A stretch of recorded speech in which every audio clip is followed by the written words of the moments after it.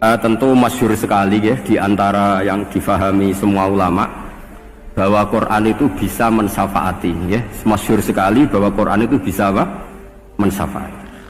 Bahkan syafaatnya Quran itu bedanya dengan syafaatnya Nabi adalah syafaatul Quran ini menghalau atau menghadang orang biar gak sampai kena azab. Tapi kalau syafaatnya selain Quran itu yang sudah kena azab diambil dari azab itu. Nah, dalu niki kalau kepengen matur teng jenengan sedanten karena niki lami sekali saya kaji bahwa malaikat, nggih malaikat sinten mawon itu juga kena konstitusi aturan fikih. Jadi kalau kita sebagai manusia wajib menghormati orang hafal Quran, nggak boleh nyadui wong hafal Quran, nggak boleh ngidoni wong hafal Quran, maka malaikat juga kena aturan yang sama. Karena dia, malaikat ini termasuk makhluk yang mukallaf, makhluk yang kena tatanan Allah Subhanahu wa taala. Sehingga Rasulullah SAW dawuh surat Tabarok disebut Al-Munjiyah, Al-Waqiyah, surat yang bisa menyelamatkan yang hafal dari siksa kubur. Pokoknya singkat cerita, ada orang itu fasik, mungkin ya layak disiksa. Pas sampai disiksa malaikat, surat Tabarok muncul menjelma sebagai seseorang. Kalau kamu menyiksa orang ini berarti nyiksa saya. Terus kata malaikat, anti mingkalamillah, ya rujuknya memang perempuan karena surah itu dari muannas karena ada taknya. Anti mingkalamillah, kamu ini termasuk kalamuwah.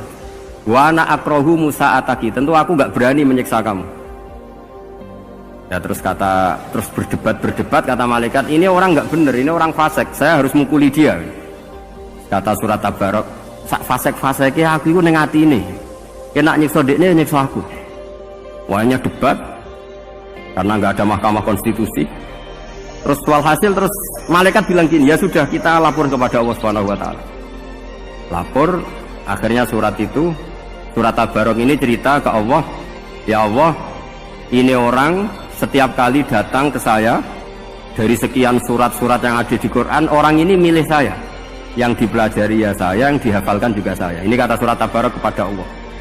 Jika orang ini hafal saya tidak ngefek ke dia untuk tidak disiksa, maka mendingan saya tidak termasuk kitabika, saya tidak termasuk Quran saja. Wong jadi Quran orang iso nyafaati. Terus kata Allah, lho kowe kok emosi, kata Allah. Ya harus emosi dong Gusti. Masa sudah di Quran kok gak iso nyafaati sing apal. Terus kata Allah, wis aman. Makanya terus banyak orang ngapalkan surat Tabarok. Ya ini sekaligus ijazah nih.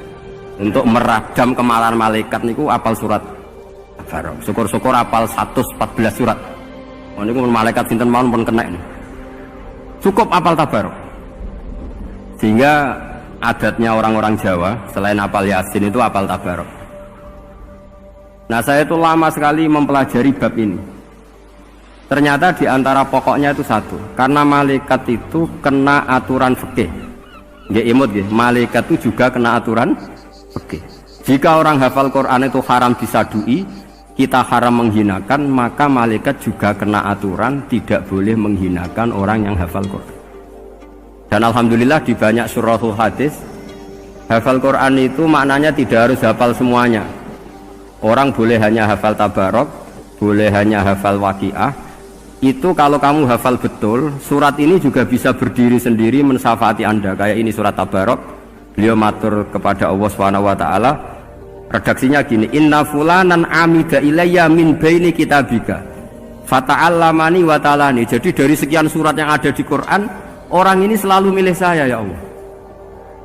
Jadi gampangannya surat Tabarok, wong saya diprioritaskan orang ini kok saya dingin-dingin saja ketika mau jenengan siksa, ini enggak fair.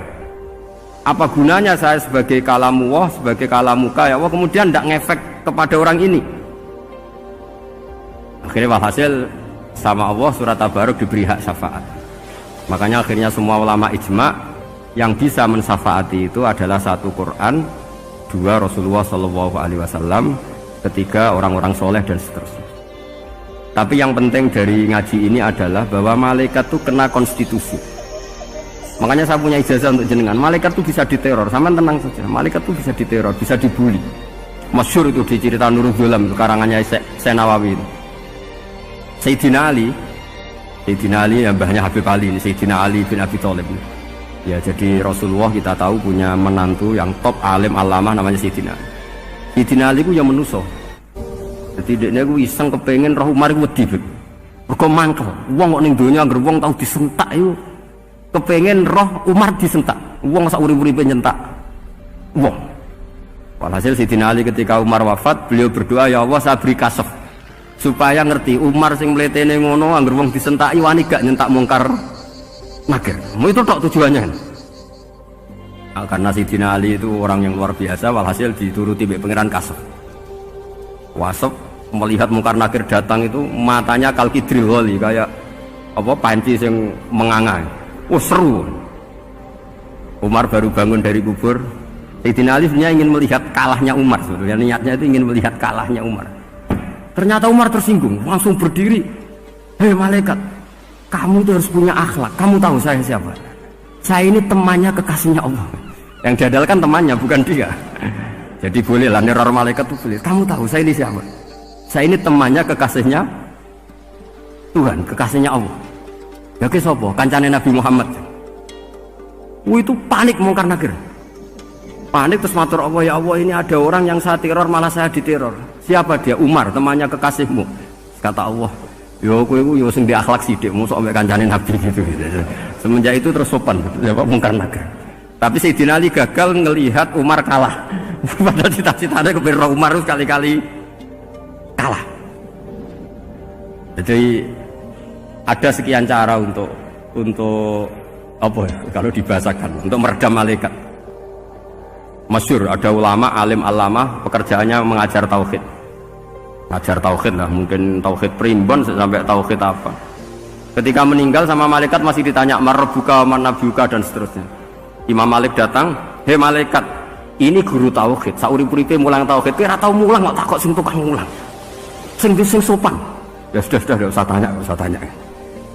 Jadi cerita seperti ini mungkin orang lain boleh nggak percaya, tapi itu mudawwan, dibukukan di beberapa kitab, dan saya percaya itu karena secara umum kaidahnya adalah ala inna auliya Allahi la khaufun alaihim wa lahum yahzan.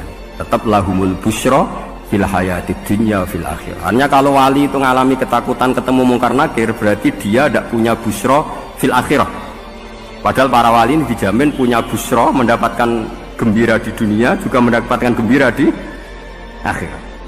Artinya kalau para wali ngalami ditanya mungkar nakir terus takut, apa mana mbok bayangno kepuyah-puyah, wah itu lahumul busyra. Jadi ini, makanya zaman nanti kalau ditanya mungkar nakir, marbuka, saya guru tauhid. Ngajar di Qudsiyah kelas 6. Nah, harus jelas. Saya kalau ditanya juga gitu, saya guru Minhajul Abidin, ngajar di Habib Ali gitu. Minhajul Thalibin, harus jelas. Kalau Pak Najib lebih gampang, ketua Menoro. Lebih gampang lagi. Enggak apa-apa. Kalau karena malaikat itu ternyata mukallaf itu kena aturan hukum. Enggak boleh dia selonang-selonong. Kena aturan hukum. Makanya fa inna Allah ta'ala la yu'adzibu qalban wa al-Qur'an. Allah tidak akan menyiksa hati yang ada di Quran. Kalau orang hafal Quran sampai mati, artinya dia membawa Quran. Dan artinya apa? Malaikat kena aturan tidak boleh melecehkan orang yang membawa Al-Quran. Jika surat Tabarak nggak terima, ini orang ini hafal saya. Kalau kamu mukulin dia, kena saya. Tapi ini orang fasik. Tapi saya di situ. Kalau mukuli dia, kena saya. Akhirnya kompromi terus konsultasi bi Allah. Akhirnya dibenarkan surat Tabarak. Ya, terus ini sudah clear guys, lolos guys, mungkar nakir lolos. Baru kayak surat apa? Tabarak. Mungkin-mungkin buatan dites malih, nak dites malih berdek keliru ribet. Tapi saya percaya itu, ya. Saya tidak bisa membayangkan ya, ketika Quran disifati Rasulullah SAW bahwa Quran itu syafa', memberi syafaat, kemudian itu tidak ngefek. Saya itu keberatan sekali. Begitu juga apalagi ya, misalnya Rasulullah disifati akrobin nas, ahabbin nas ilallah, kemudian tidak ngefek bisa memberi syafaat. Itu tidak fair. Pasti orang-orang dekatnya Allah ini bisa memberi apa? Syafaat.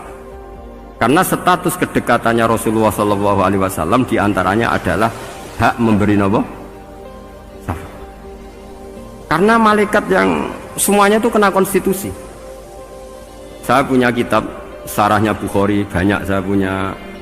Itu diantaranya riwayat dari Ahlul Bait, dari Sayyid Ali Zainal Abidin, Anil Husain, an Abihi, an Rasulillah Sallallahu Alaihi Wasallam.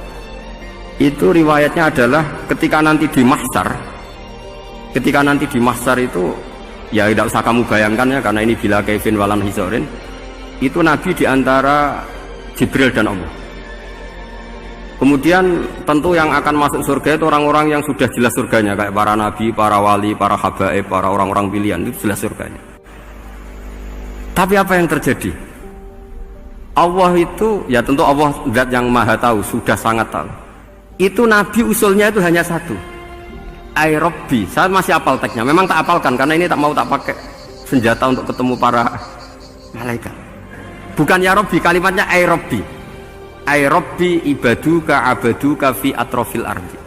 Loh Gusti, yang nyembah jenengan bukan hanya orang kudus tok, bukan orang menorot tok, bukan madrasah-madrasah elit tok, bukan sekolah-sekolah anggulun tok. Banyak orang yang di tengah hutan juga nyembah jenengan, banyak orang yang kerja di Korea juga nyembah jenengan, banyak orang dengan segala kemiskinannya juga nyembah jenengan. Tidak hanya orang-orang mainstream ini yang nyembah jenengan. Akhirnya Allah ini terus nyari orang-orang yang gak jelas alamatnya, gak jelas statusnya, tapi di hatinya hanya masih nyembah Allah Subhanahu wa ta'ala. Ini termasuk berkah dari rahmatnya Rasulullah Shallallahu Alaihi Wasallam. Jadi nanti yang jelas ya tentu akan dapat surga karena posisinya jelas. Yang nggak jelas diusulkan sama Rasulullah, Ay Rabbi ibaduka abaduka fi atrofil ardi. Itu luar biasa. Saya pernah ke Korea itu haru karena di sana ya ada yasinan, ada dibaan. Padahal kerja di negara ateis. Itu kalau mereka sholat, itu nyuri-nyuri waktu makan, sholatnya itu di kamar mandi.